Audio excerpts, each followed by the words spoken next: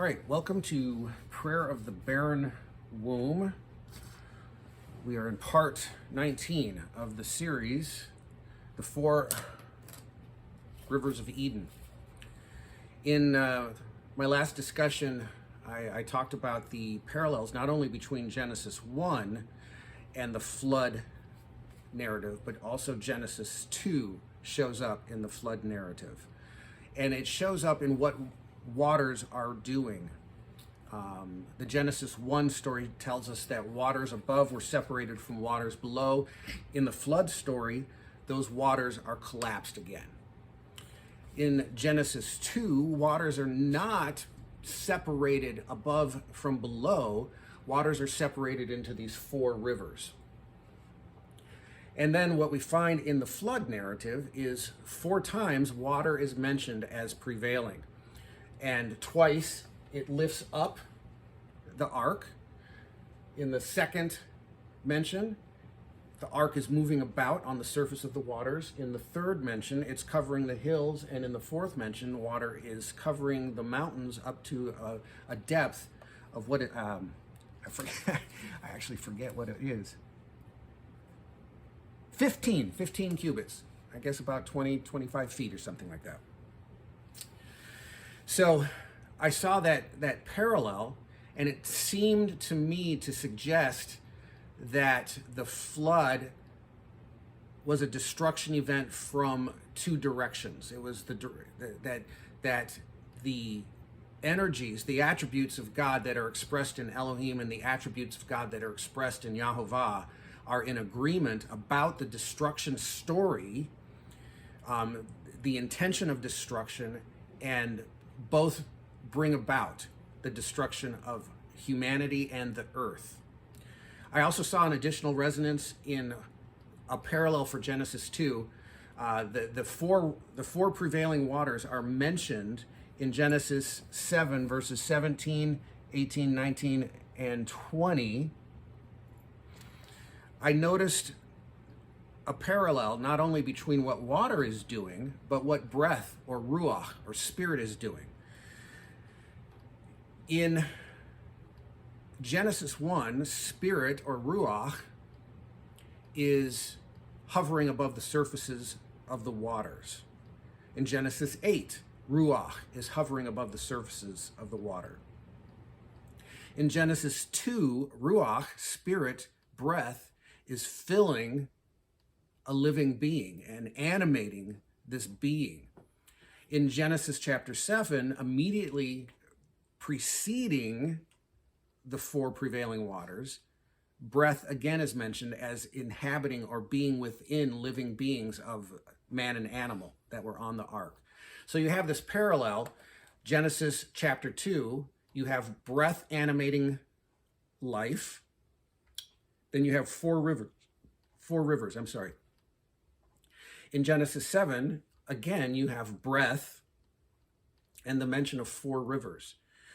What happens after the rivers is the presentation of the bride in Genesis chapter 2. And what happens after the 4 prevailing waters is not the means by which life will be continued, but the extinguishing of all life. So you have a parallel. You have spirit, 4 waters, and life being mentioned in Genesis chapter 2. Then you have spirit, destructive waters, and death being mentioned in Genesis chapter 7. So there's these very powerful connections between both creation narratives and the destruction narrative of the flood. So this becomes so, complex. The complexities that are taking place here are they're just going deeper and deeper, and it feels like it's bigger than my brain when I try and keep hold of these things. It's like I catch a shadow image. I see a shadow flash across the wall, and I know something is there. So anyhow, I'm going to attempt to move forward. What we want to find out is, do the resonances between creation and the flood end with the 7 days of creation, that we see in Genesis 1 and the recreation event of Noah happening in Genesis chapter 8, the waters of Genesis 2, the spirit in the waters of Genesis 2, and the spirit in the waters of Genesis chapter 7. And the resonances don't stop. They continue. They continue through the story of Noah, and Noah seems to be an iteration of Adam. He seems to be a retelling of the Adam storyline. And we find this following the flood. Noah and the animals leave the ark, and then you find the same resonances continuing. You find in Genesis 9, 1 and 7, you find, be fruitful, multiply, fill the earth, abundantly fill. Well, is that resonant of something? Well, yes, of course. It's resonant of Genesis chapter 1, the blessings of God upon man and woman to be fruitful, multiply, to fill the earth.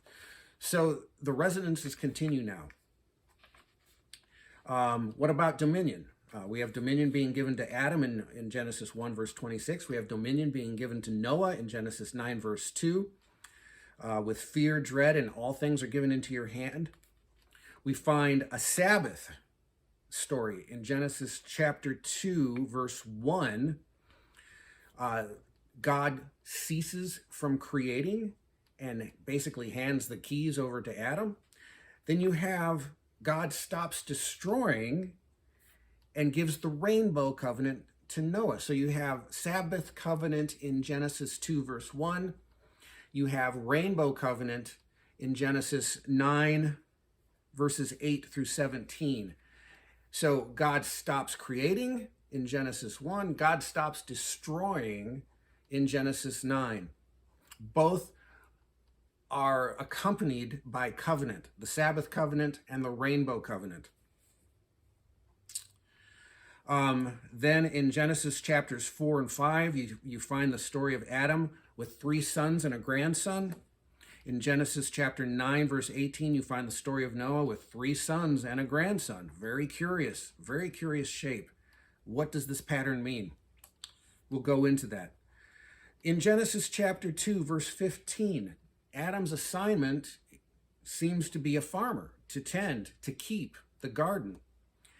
In Genesis 9, verse 20, the interpretation of Genesis 9, verse 20, once again, is flexible in the Hebrew, but it comes down to us in the English as Noah is given the assignment of being a farmer. In Genesis 2, verse 8, God plants a garden and places man in the garden. In Genesis 9, verse 20, Noah plants a garden, a very special kind of garden. We call them vineyards.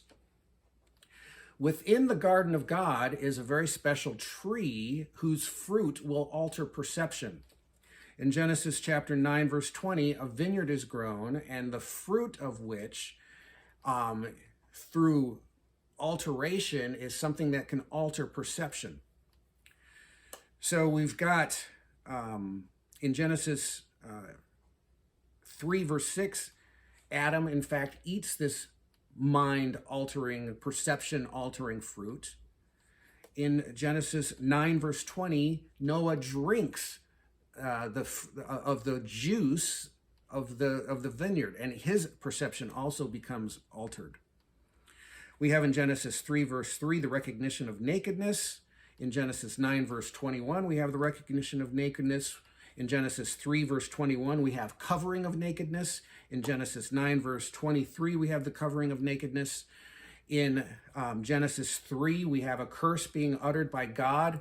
In Genesis 9:24, we have curses being uttered by Noah. So Noah is very curiously shifting roles in this Genesis 9 story. He's shifting roles between Adam and God. In fact, the only time a curse is actually uttered directly upon a human happens only twice in the Genesis narrative. God is the one who issues curses in Genesis 3, and Noah is the one who issues curses in Genesis 9. Now, Jacob did utter curses, but he curses not the sons, Shimon and Levi. He curses their anger. Cursed be their anger. So this is the only time that a human actually curses another human in the whole Genesis storyline. And so we have these resonances that are continuing. And again, to think that I've extracted the meaning of all this, it's like all I'm seeing is shadowy shapes. And I would recommend anybody who's going through this series with me to meditate upon this stuff, to prayerfully meditate, to think deeply on this stuff, to consider these things and their meaning. Meaning is to be extracted by us. God, the data, this is just the data. The data is open to interpretation. And these are the things that, there are subtleties of interpretation. And to think that I've arrived at some ultimate meaning is nonsense. We'll spend the rest of our lives and probably into eternity unraveling the meaning and the depth of these passages. Okay, in Genesis 3, let me see what I've got some notes here that are written tiny.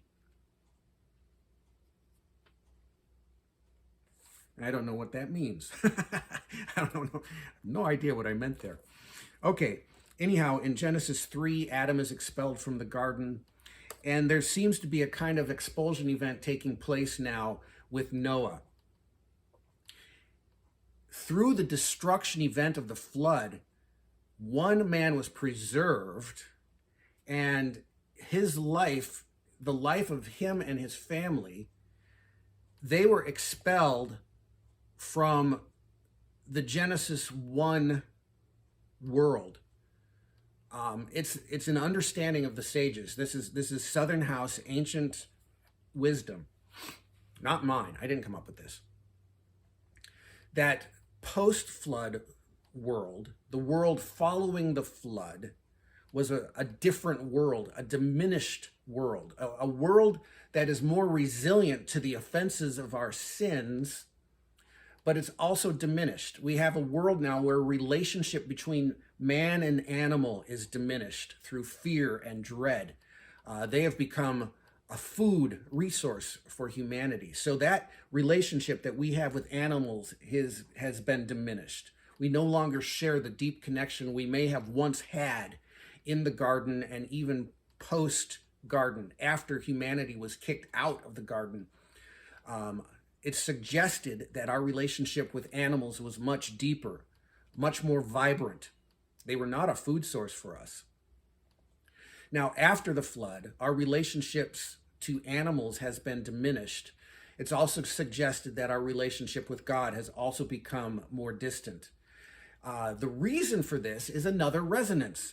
We find in Genesis chapter 6 that God's reason for destroying the earth is that the wickedness of man was great in the earth, and that every intent of his thoughts and of his heart was only evil continually.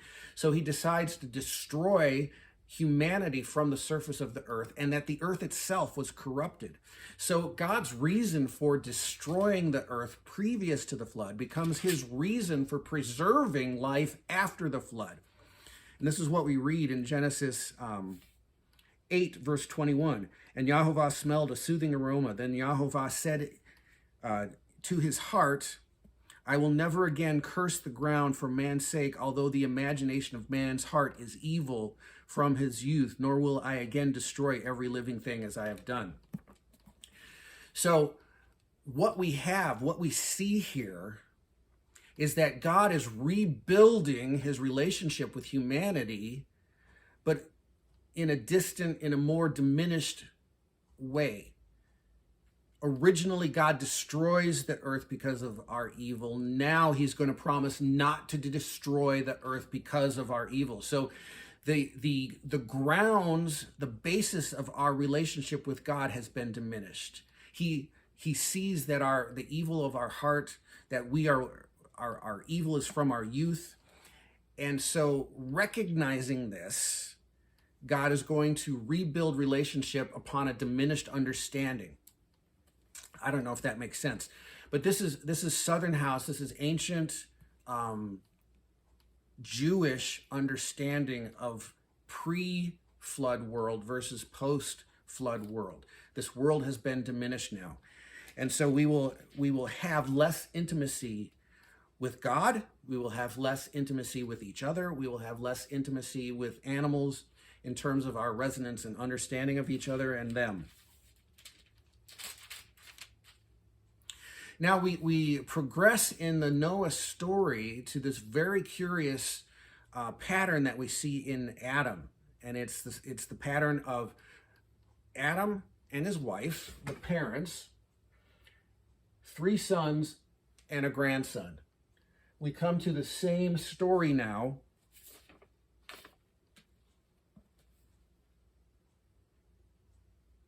In Genesis 9, verse 18. Now, the sons of Noah who went out of the ark were Shem, Ham, and Japheth. And then the middle son, Ham, was the father of Canaan.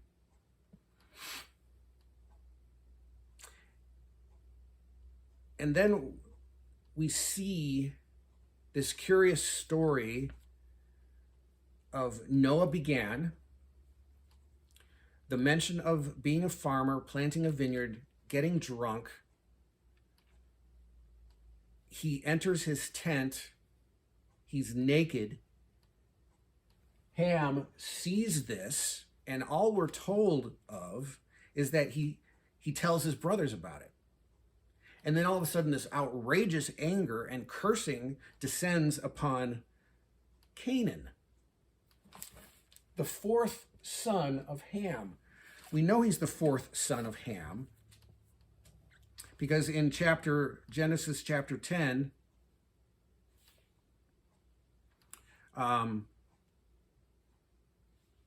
where are we?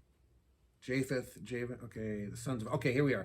Genesis chapter 10, verse 6. The sons of Ham were Cush, Mitzrayim, Put, and Canaan. So we have a 4th born of Ham is Canaan, and this 4th born is the child that gets cursed as a result of some type of violation of boundaries that Ham commits. Now, again, this is ancient. How could I possibly have come up with this? I didn't. I'm just recovering what was lost to us when we decided to walk away from Southern House. Okay. Ancient Jewish understanding of this event, they see this curious pattern. They see 3 sons, a grandson, and a curse falling on the grandson.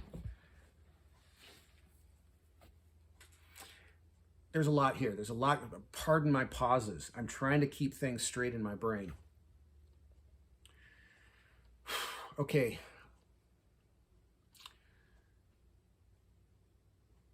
What they're seeing is that when they come out of the boat, when Noah and his 3 sons, their wives, come out of the boat, God said to them, including Noah and the 3 sons, he says to and God, Elohim, said to Noah and his sons, he said to them, be fruitful and multiply, fill the earth. And he goes on to say in verse 7 of chapter 9, and as for you, be fruitful, multiply, bring forth abundantly in the earth and multiply in it. Noah is a part of all this blessing. But this is where things get curious. How come Noah didn't have any more children?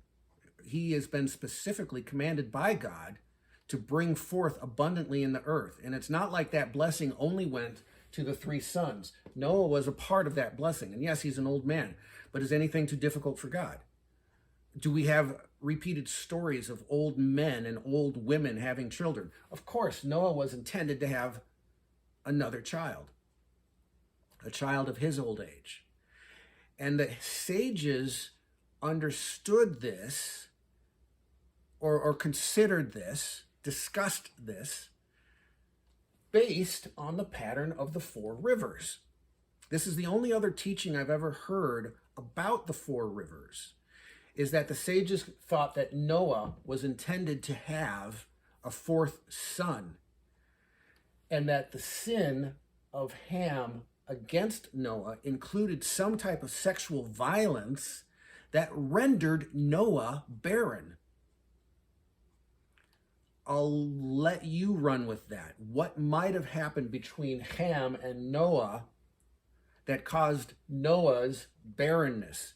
Now, when I put the names of the different Adams up here on the board, I never considered, when I called them barren Adam, lonely Adam, and bridegroom Adam, I had not yet made the connections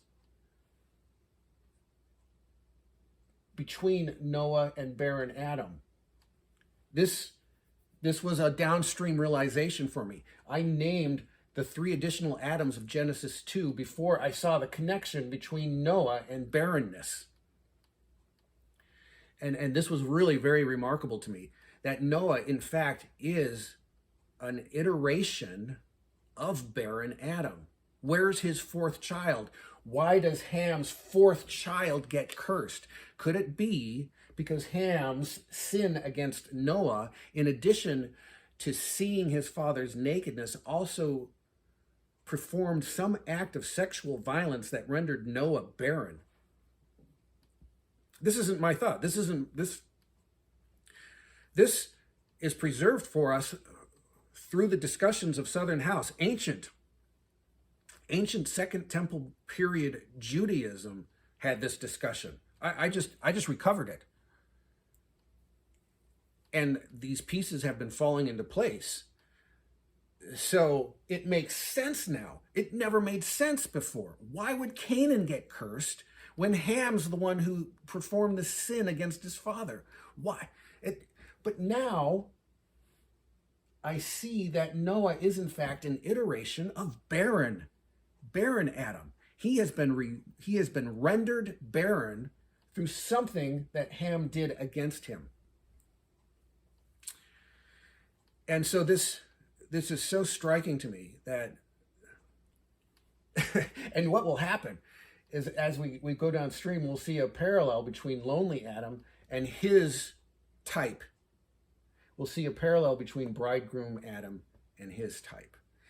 I suspect for those of you who have Christian understanding, I think you'll see where we're going. But I'm going to leave that here. And I know I've been wandering. And so I appreciate your grace. And if you've gotten through to the end of this video, thank you so much for hanging with me as I try to bring all these threads together that I'm seeing. Okay, I hope you'll make it to part 20. Thank you so much for your time.